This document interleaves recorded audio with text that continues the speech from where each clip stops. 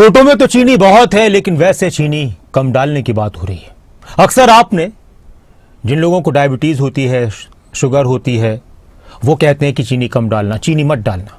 लेकिन हो सकता है कि अब आने वाले दिनों में बहुत सारे लोग, ज्यादातर लोग ये कहें कि चीनी कम डालना कहीं, और फिर हो सकता है कि घर में तो कहा जाएगा चीनी कम डालना, और बाहर जो दुकानदार हैं या चाय बनाने वाले हैं, चाय बेचते हैं, वो तो खुद ब खुद चीनी कम डालेंगे, क्योंकि चीनी बहुत महंगी हो चुकी है।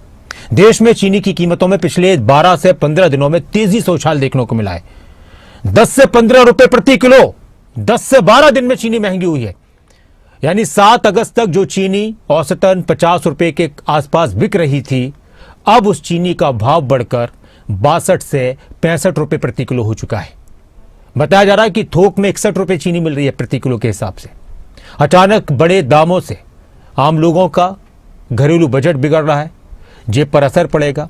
जाहिर सी बात है कि जिन घरों में अगर मान लो महीने में 5 किलो चीनी इस्तेमाल होती है, तो वहां पर एकदम से 70-80 रुपए का फर्क पड़ जाएगा। और बात यहां पर यह भी हो रही है कि अभी हो सकता है कि और बढ़ जाए चीनी के दाम, हो सकता है कि अभी और महंगी हो चीनी।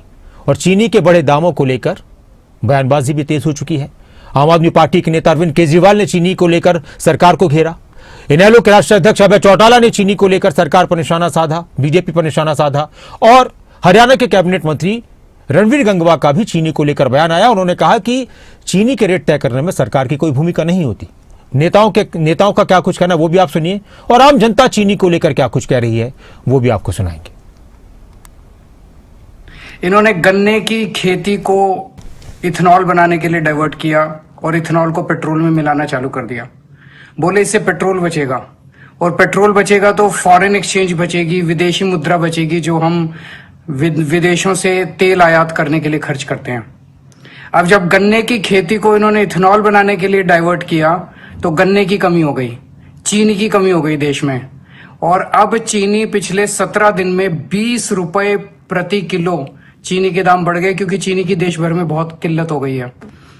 17 दिन पहले चीनी की कीमत थी 46 रुपए, अब 65 रुपए किलो चीनी हो गई है।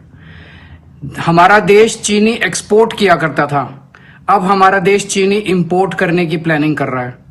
तो बोले कि तेल के ऊपर जो फॉरेन एक्सचेंज जाता था, उसको बचत करने के लिए इथेनॉल बनाया, और अब उस फॉरेन एक्सचेंज को हम चीनी को इंपोर्ट करने के लिए खर्च करेंगे।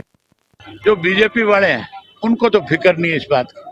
उनको तो तेरे मेरे जैसे बहुत चीनी की बोरी घेरनी ले जाकर, क्योंकि वो तो सारा दिन लूटने में लगे हुए हैं। ये तकलीफ है तो तेरे और मेरे जैसे आम आदमी को है भाई।